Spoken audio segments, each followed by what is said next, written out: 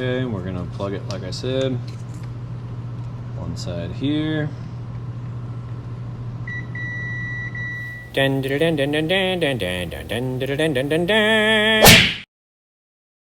Hey guys, today I've got a 4-year-old LG direct drive HE washer. I'm pretty sure they still sell this one on the floor. You can still get them, Lowe's, Home Depot, Menards, those big box stores. Essentially model number WT7600HWA. And what happens with these, and it unfortunately happens with a lot of them, they just quit. They won't power on. They go completely dead as dead as doornail, as they say. And I'm going to show you how to fix that. What happens is there are two common issues. So if you have this washer and you're looking this up online, or if you've already done it, or if you're going to do it, what you're going to find is there's two things that they say go wrong with it. The easy thing, which is what's called a noise filter, you can replace that. Or the hard thing, or the expensive thing I should say, is the motherboard, which is more difficult, and a lot of people at that point will just say, nope, get a new washer, or go through the whole warranty process and all that and just get a new washer. So what I'm going to show you today is I'm going to show you how to determine if it's the noise filter or if it's the motherboard. That way you know, and you're not just taking a chance on the cheaper part, which is still pretty expensive, or going the route of getting a motherboard when maybe it is the cheaper part. So we're going to get into this, and I'm going to show you how to figure out which one you need before you order anything. So let's dive in. All right guys, we're going to jump into this as if it were hooked up at your house, and you can turn it to where you can access the back. Get your water hoses, drain hose, power, it's all hooked up. So what we're going to do, obviously, we're going to reach over here and we're going to unplug the power, turn off the water, and what we need access to is this back panel. In order to do this test here, because what I'm going to show you is how to test these parts and basically determine which piece needs to be changed out, the noise filter or that motherboard or CPU board or whatever you want to call it. So in order to do this, have to have your multimeter. It doesn't have to be as fancy as this one, not that this is really that fancy, but all you need to be able to do is a continuity test. Okay, so you're also going to need a Phillips head screwdriver in order to access this. So, oh, I take it back.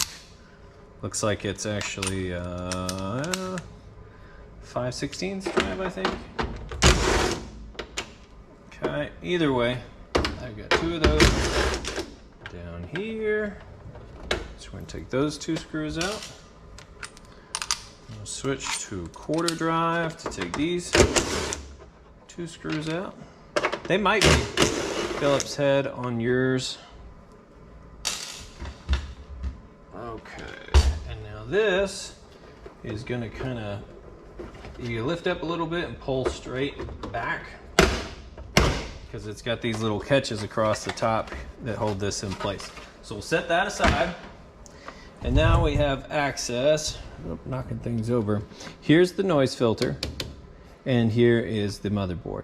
Now in order to turn this over, to access all of this, you have to, let me show you real quick. You have to take this off. This strip right here has to come off, and there's a screw here and a screw here, and then this whole console can lay forward. The two hidden screws drove me crazy when I first tried to take this apart and find those. In order to take that strip off, you have to take these two screws out. There's one back in there, and then there's that one right there. So when you take those two off, then this little trim panel, you can just grab it right here and pop it off. Then you have a screw here, screw here. But for what I'm going to show you, we don't even need to do all of that, because we're going to have access. I apologize about my camera here. It's actually the second time I've done this video. The first time with my stupid head mount, you couldn't see anything that I was trying to show off. So this is actually the second time I'm doing this here. So let me grab, okay, stubby screwdriver. That's really all you're going to need. We don't have to test this. but we do need to test this guy here. So we're going to use, there's a screw back on this corner. We're going to pull it up.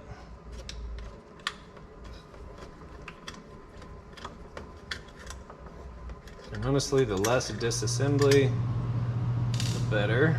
And there's one on the back side here too. There.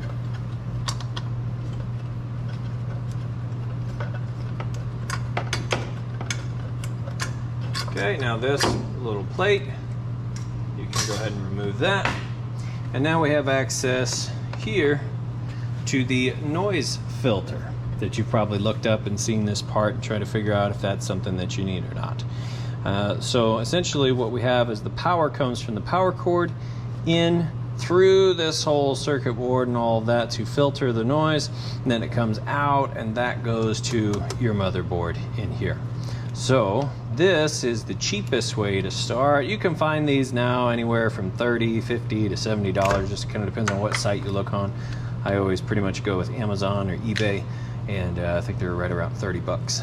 So on this guy here, the power comes in here on these corner terminals and comes out on these corner terminals. So what we're going to do is use our multimeter and make sure that we're getting power from one side to the other all the way through, from this side to the other all the way through. So if we connect here and we get our beep, it means everything here is working like it's supposed to. The power is moving through this and onto our board.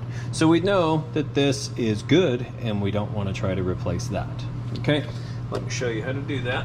So we've got our multimeter, once again, testing for continuity. We're just going to listen for that beep. Okay, we're going to plug it like I said, one side here. It's good. We're going to move it to the other side. And it's good.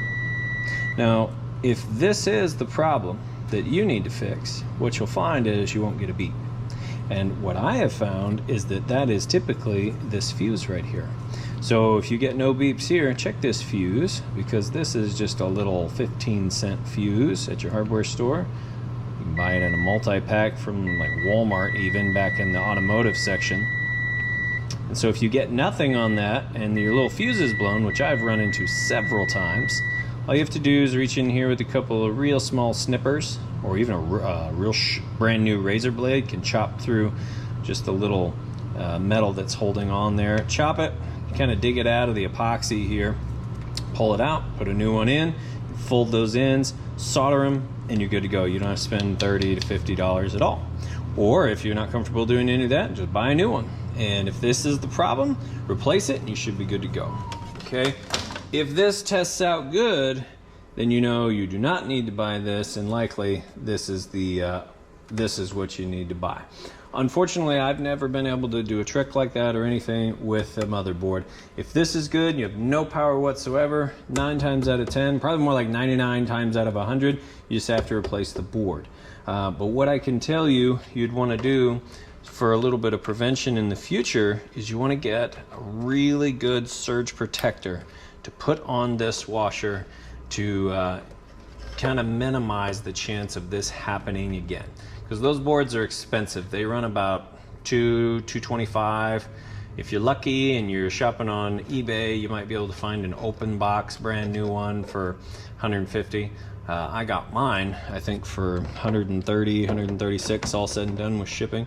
So I got a really good deal on mine, but that's how you tell. So before you just start throwing money at parts, you're gonna want to go ahead and check this one first, and then that'll determine whether it's going to be this needs to be replaced or if you can just get by with $30 parts. So now that this is all hooked back up, I'll put all this back together and show you once it's all done. Okay, I've got it moved over to my testing center and plugged it up. Water, power, everything. Power is on. It's good to go now with that replacement board. And we've got all our different options.